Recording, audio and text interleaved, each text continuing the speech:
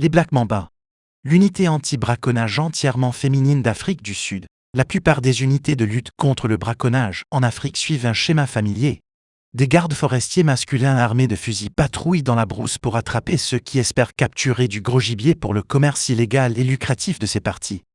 Une unité opérant dans la réserve naturelle d'Olifant Ouest, au sein du parc national du Grand Kruger, en Afrique du Sud, est un peu particulière. Les Black Mamba, qui tirent leur nom d'un serpent au venin très mortel, sont la première unité anti-braconnage entièrement féminine d'Afrique du Sud.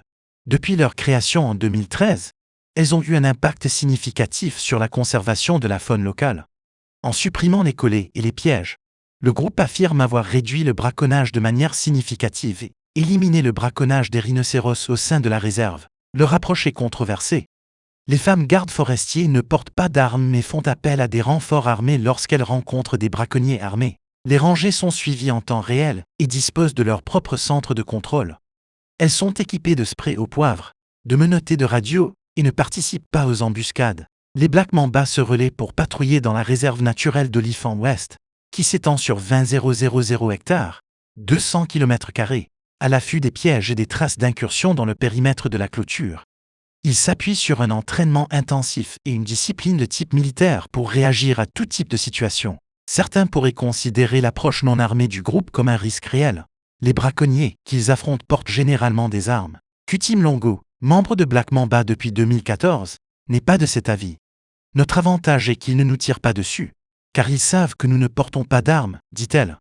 Les rangées sont rarement gravement blessées par des animaux ou des braconniers. Pour de nombreuses femmes des communautés locales, les possibilités d'emploi sont rares. Le fait de devenir une Black Mamba renforce le statut social des femmes mais leur permet d'acquérir une indépendance économique. La capacité des Black Mamba à faire la différence en matière de conservation de la faune et de la flore locale permet également de mieux faire comprendre le problème. Les amis de Mlongo sont impressionnés par sa capacité à prévoir le comportement des animaux et à rester en sécurité. Ils la considèrent comme un modèle et veulent s'inscrire. La plupart des habitants de la région pensent que ces animaux appartiennent aux Blancs, explique Madame Mlongo.